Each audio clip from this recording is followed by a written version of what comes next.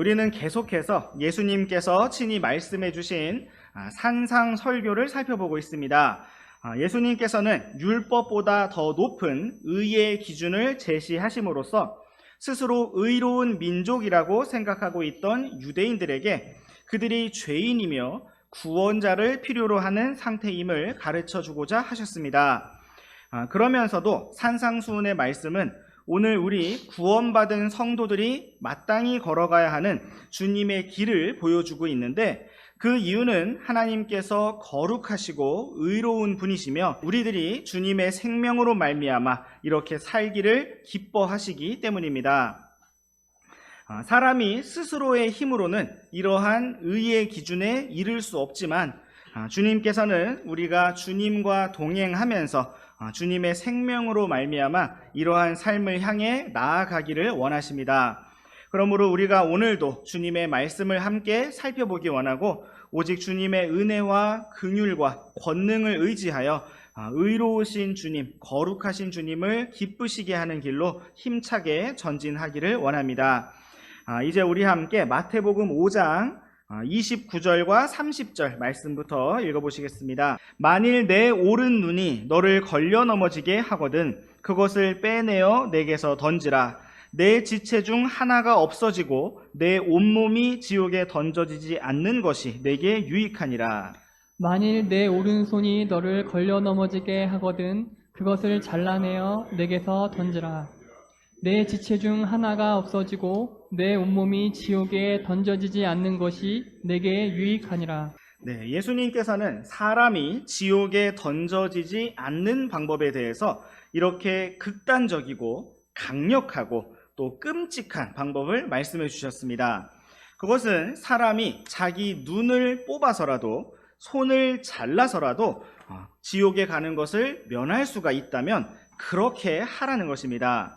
그렇게 해서라도 사람이 죄를 짓지 않을 수 있다면, 지옥에 던져지지 않을 수 있다면 꼭 그렇게 해서 절대로 지옥에 가지 말라고 말씀하신 것입니다. 왜냐하면 지옥은 절대로 가서는 안 되는, 영원 무궁토록 불 가운데 고통을 받는 심판의 장소이기 때문입니다. 어떤 사람들은 이 땅에서의 삶이 너무나 고통스러운 지옥이다라고 말하기도 하고, 차라리 이 땅에서 비참하게 사는 것보다 지옥에 가는 것이 낫겠다라고 말하기도 합니다. 그러나 그 말은 참으로 어리석은 말입니다. 누군가가 이 땅에서 아무리 비참하고 괴로운 시간을 보낼지라도 그 시간은 평균 100년이 안 될 것입니다. 그러나 예수님께서 경고하신 지옥은 영원 무궁토록 불타는 고통의 장소입니다. 그렇다면 어떻게 이 땅에서의 짧은 고통이 영원한 지옥과 비교될 수가 있을까요? 예수님께서는 사람이 결코 지옥에 가서는 안 되기 때문에 눈을 뽑아서라도, 손을 잘라서라도 지옥을 면해야 한다고 말씀하셨습니다. 그렇다면 예수님께서 이렇게 말씀하신 그 이유와 목적은 무엇일까요? 그것은 사람이 이 땅에서 숨을 쉬고 존재하는 한 죄를 짓지 않을 수가 없고 지옥의 심판을 피할 수가 없다는 사실을 말씀하신 것입니다. 바로 앞의 구절에서 예수님께서는 간음하지 말라는 십계명을 언급하시면서 사람이 마음속으로 음욕을 품으면 그것이 바로 간음한 죄와 같다고 말씀하셨습니다. 오늘의 말씀은 바로 이러한 말씀의 흐름에서부터 이어지고 있는데, 그러한 음욕을 일으킨 신체의 부위는 바로 눈이라고 할 수가 있을 것입니다. 견물생심이라는 말처럼 사람은 눈으로 무엇인가를 보면서 욕심을 품게 됩니다. 어떤 사람을 보면서 음욕을 품기도 하고 어떤 물건을 보면서 탐심을 품기도 합니다. 예수님께서는 내 오른 눈이 너를 걸려 넘어지게 하거든 그것을 빼내어 던지라고 말씀하셨는데, 정말 사람이 이 말씀대로 하고자 한다면 오른 눈이 아니라 두 눈을 다 빼버려야 할 것입니다. 그렇다면 사람은 눈이 없다면, 시력이 없다면 정말 죄를 짓지 않을 수가 있을까요? 이 땅에 시각적인 장애와 아픔을 겪고 계신 분들이 많이 있지만 앞을 보지 못하는 사람들도 여전히 죄를 짓습니다. 눈은 감았지만 귀로 말을 들을 수도 있고 또 입으로 말을 할 수도 있고 어떠한 생각과 마음을 가질 수가 있기 때문입니다.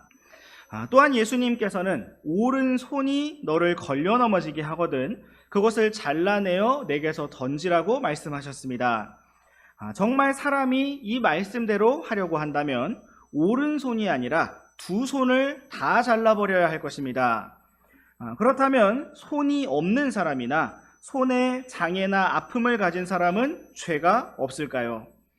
이러한 말씀의 원리에 따라 사람의 신체 모든 부분을 훑어본다면 우리는 한 가지 결론을 내릴 수가 있는데 그것은 사람이 어떠한 신체적, 상황적 제약 속에서도 반드시 죄를 짓는다는 사실입니다. 한 철학자는 자신이 생각하기 때문에 존재한다고 말했는데 이것은 사람이 숨을 쉬며 존재하는 한 끊임없이 생각을 통해서 죄를 짓는다는 사실을 의미하는 것이기도 합니다. 우리 잠시 잠언 말씀을 보시겠습니다. 잠언 24장 9절 말씀 우리 다 같이 읽어보시겠습니다. 어리석은 생각은 죄요 비웃는 자는 사람들에게 가증한 자니라. 네, 이 말씀은 어리석은 생각이 죄라고 말씀하고 있습니다. 어리석은 행동을 통해서 다른 사람에게 피해를 주고 손해를 입히는 것도 죄가 되지만 그 이전에 어리석게 생각하는 그 자체가 죄라고 말씀하고 있습니다. 사람은 눈이 없어도 손이 없어도 발이 없어도 생각을 합니다. 그리고 우리는 어리석은 생각을 참 많이 합니다. 예수님께서는 사람이 눈을 뜨고 손과 발을 움직이며 살아가는 그 모든 삶이 죄라는 사실을 말씀하신 것이고 사람이 신체의 모든 부위를 다 잘라낸다 할지라도 지옥의 심판을 결코 면할 수가 없다는 사실을 말씀하신 것입니다.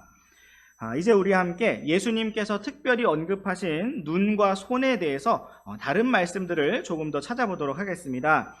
먼저 우리 함께 전도서 1장 8절 말씀 모든 것이 수고로 가득하여 사람이 그것을 말할 수 없나니 눈은 보는 것으로 만족하지 아니하고 귀는 듣는 것으로 채워지지 아니하느니라. 네, 성경은 사람의 눈이 보는 것으로 만족하지 아니하고 귀는 듣는 것으로 채워지지 아니한다고 말씀하고 있습니다. 그러므로 사람은 눈으로 계속해서 죄를 지을 수밖에 없고 또 귀로 죄를 지을 수밖에 없습니다. 창세기 말씀에서 이브는 눈을 들어서 하나님께서 먹지 말라고 하신 선악과를 바라보았고 그것이 먹기에 좋고 눈으로 보기에 아름다우며 사람을 지혜롭게 할 만큼 탐스러운 나무라고 느꼈습니다. 이처럼 사람의 죄는 눈으로 보는 것으로부터 시작되었고 우리들의 마음도 우리가 무엇을 보고 듣는가에 달려 있습니다.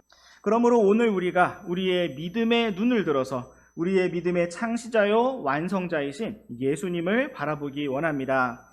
또한 우리가 우리의 귀를 열어서 선한 목자 주님의 음성에 귀를 기울이기 원합니다. 이제 우리 함께 요한일서 2장 말씀을 보시겠습니다. 요한일서 2장 15절과 16절 말씀 한 절씩 번갈아 읽으시겠습니다. 세상이나 세상에 있는 것들을 사랑하지 말라. 어떤 사람이 세상을 사랑하면 아버지의 사랑이 그 사람 속에 있지 아니하니 이는 세상에 있는 모든 것, 즉 육신의 정욕과 안목의 정욕과 인생의 자랑이 아버지에게서 나지 아니하고 세상에서 나기 때문이라. 네, 성경은 우리의 육신이 자꾸만 사랑하게 되는 세상과 세상에 있는 모든 것들에 대하여 육신의 정욕과 안목의 정욕과 인생의 자랑이라고 세 가지로 요약하고 있습니다. 여기에서 안목의 자랑이라는 표현이 등장한 것처럼 우리는 보는 것으로 인해서 시기하고 경쟁하며 또 자랑하고자 하는 헛된 세상의 사랑에 사로잡히게 되는 것을 볼 수가 있습니다.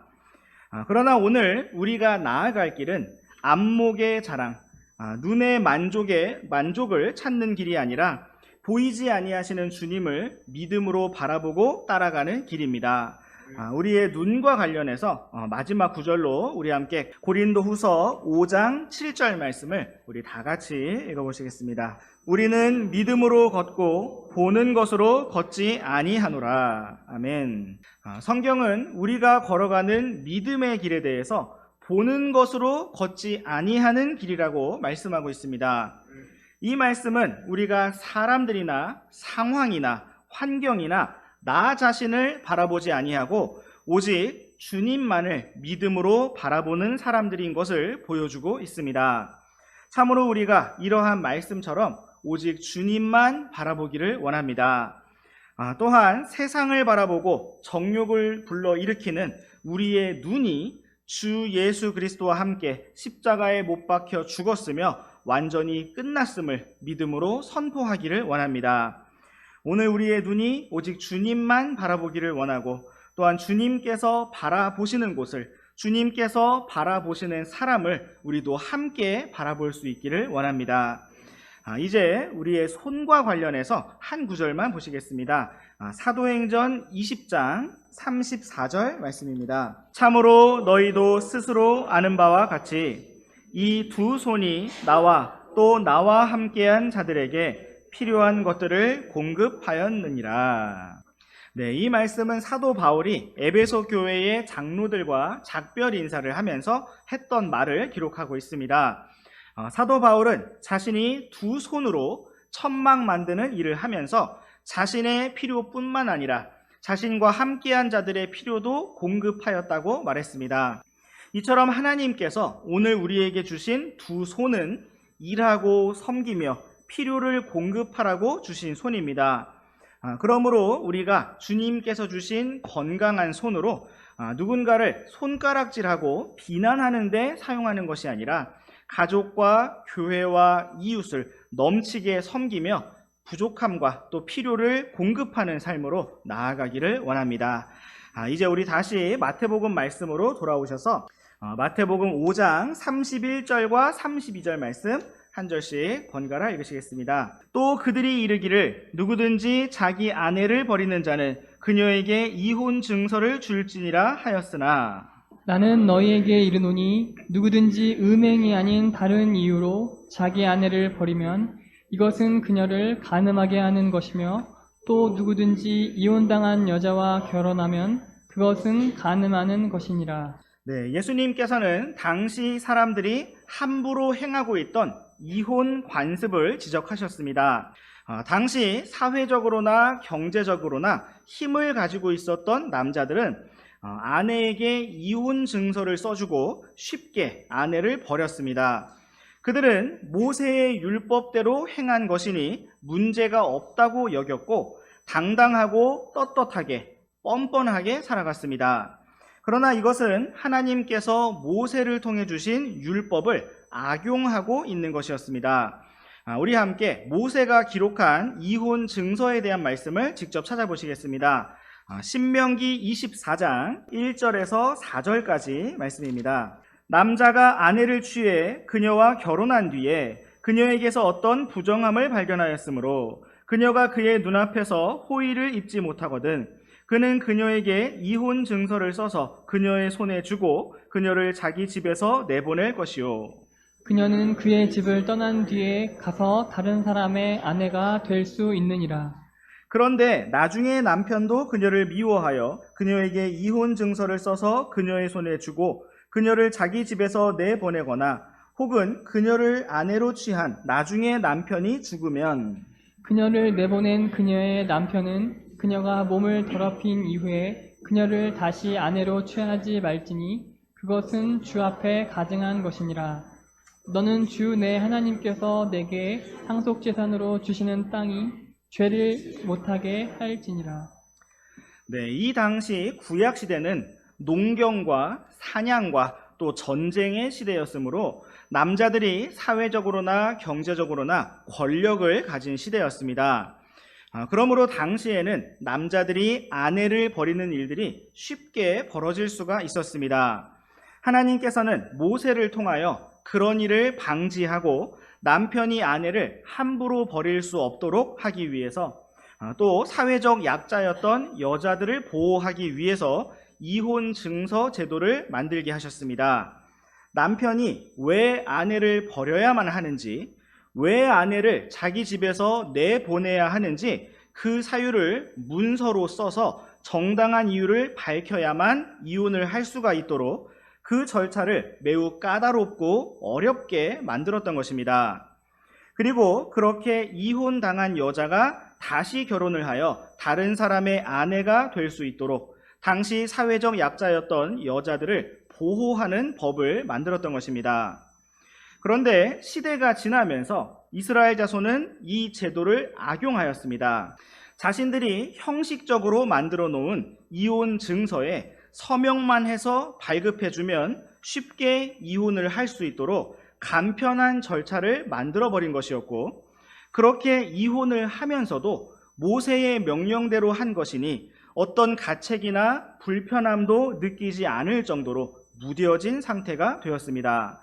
우리 함께 마태복음 19장 말씀을 보시겠습니다. 3절부터 9절까지 말씀 한 절씩 번갈아 읽어보시겠습니다. 바리새인들도 그분께 와서 그분을 시험하여 그분께 이르되 남자가 무슨 이유로든 자기 아내를 버리는 것이 율법에 맞나이까 하매.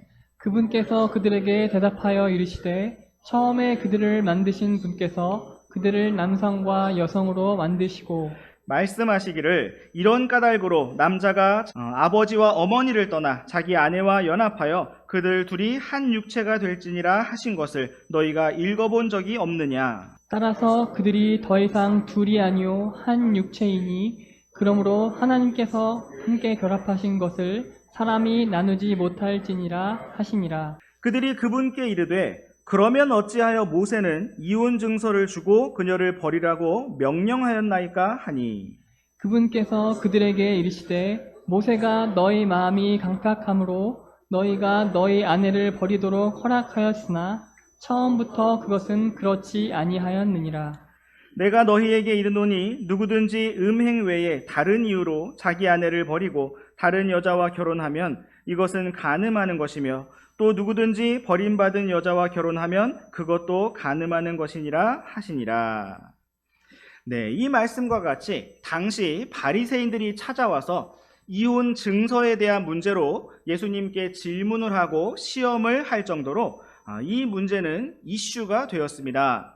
그들은 7절 말씀처럼 모세가 이혼 증서를 주고 아내를 버리라고 명령하였다고 표현하였습니다. 그러나 모세는 그들의 마음이 강팍함으로 이혼을 허락하되 아내를 버리는 절차를 어렵게 만들었던 것이지 이혼을 명령한 것이 결코 아니었습니다. 우리 함께 히브리서 13장 4절 말씀을 보시겠습니다. 결혼은 모든 사람들 가운데서 존귀한 것이니 잠자리를 더럽히지 말라. 그러나 음행을 일삼는 자들과 간음하는 자들은 하나님께서 심판하시리라. 아멘.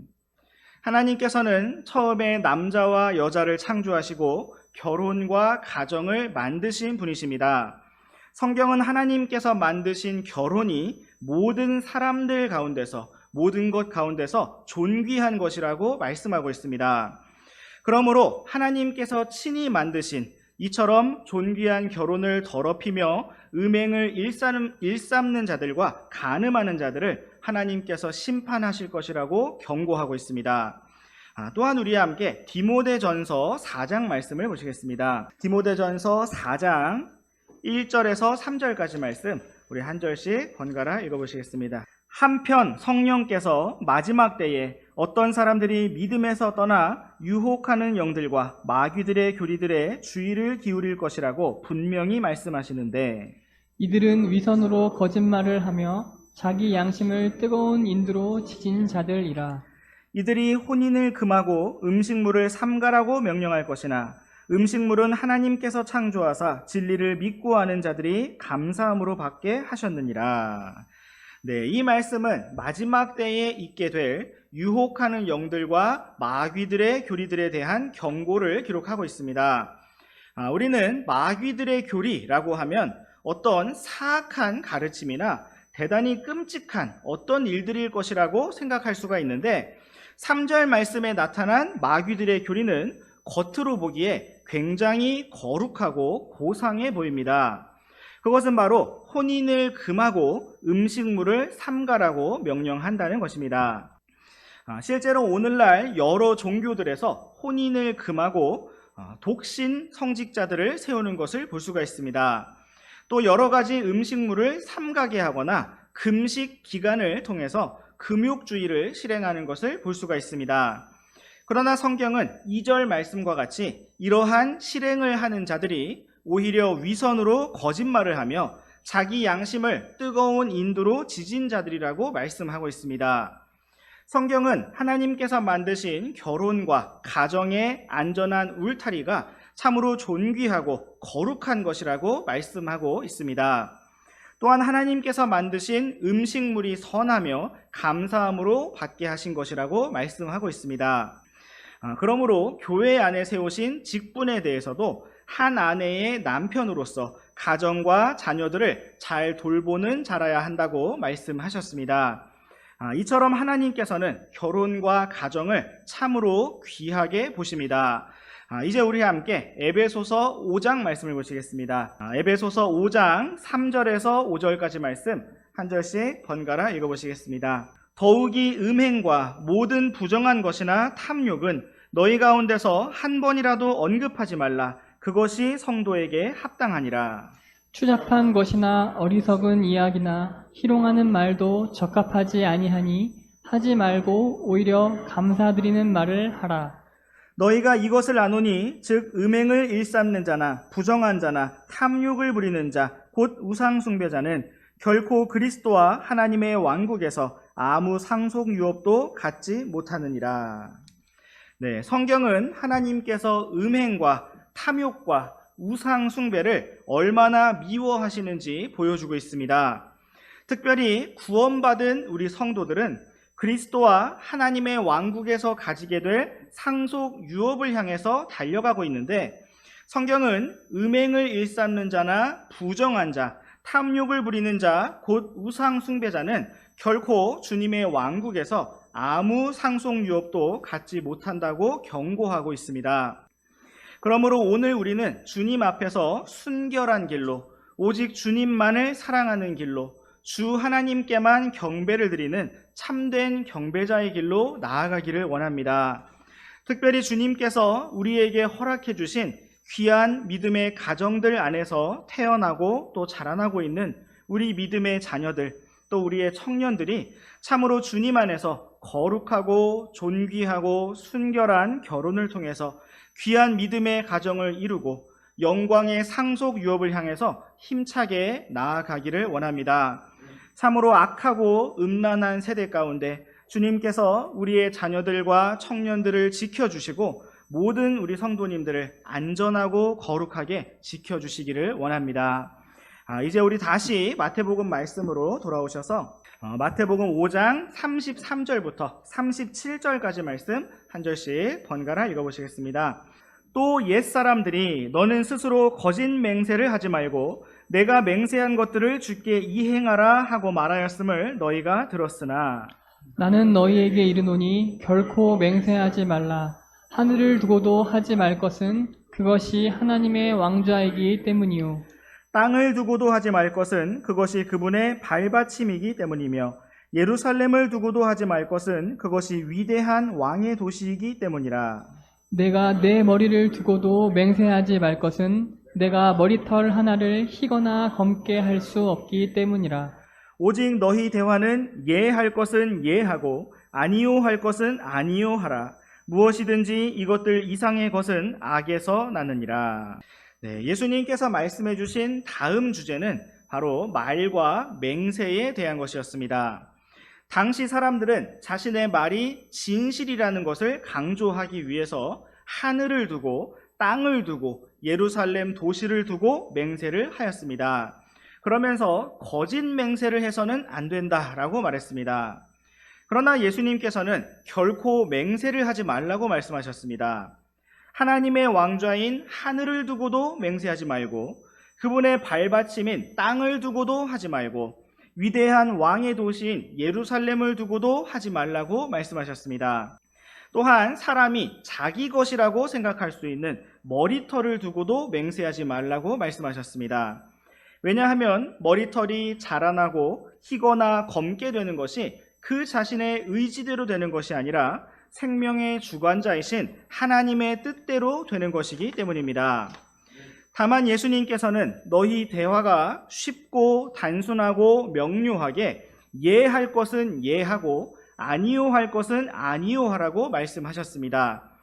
무엇이든지 이것들 이상의 복잡하고 애매한 것은 악에서 난다고 말씀하셨습니다.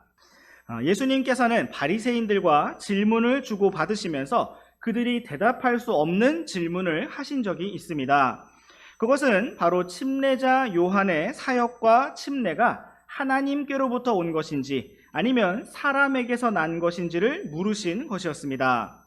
그들은 계산해 보면서 만약 하나님께로부터 온 것이다 라고 말하면 어찌하여 그를 믿지 아니하였느냐 라고 공격을 당하게 될 것이고, 또 침례자 요한으로부터 공식적으로 소개를 받으신 예수님의 사역을 어찌 인정하지 않느냐라고 공격을 당하게 될 것이므로 하나님께로부터 왔다라고 대답할 수가 없었습니다. 또 반대로 만약 사람에게서 난 것이다 라고 말하면 백성들이 침례자 요한을 위대한 대언자로 여기고 있었기 때문에 사람들의 여론이 두려웠습니다. 그러므로 그들은 예할 것을 예하지 못했고 아니요 할 것을 아니요 하지 못했으며 아무 대답도 할 수가 없었습니다. 그러나 오늘 우리 믿음의 성도들이 가는 길은 참으로 맑고 순수하고 정직하며 담대한 길입니다. 쉽고 단순한 믿음의 길입니다. 오늘도 우리가 눈으로 앞을 보고 손으로 일을 할 수 있는 것은 우리 자신이 선하거나 옳거나 정당하거나 의롭기 때문이 아니고 오직 하나님께서 선하시고 은혜로우시며 긍휼이 풍성하시기 때문입니다. 오늘도 우리가 나아갈 길은 십자가의 길이며 오직 주님의 권능을 힘입는 길입니다. 주님의 생명이 우리 안에 충만하여져서 우리의 눈과 손과 발이 또 우리의 입이 주님 앞에 거룩하게 되기를 원합니다. 우리의 마음과 생각이 주님 앞에서 순수하기를 원하며 우리의 말과 행동이 주님과 온전히 일치되기를 원합니다. 기도하고 마치겠습니다.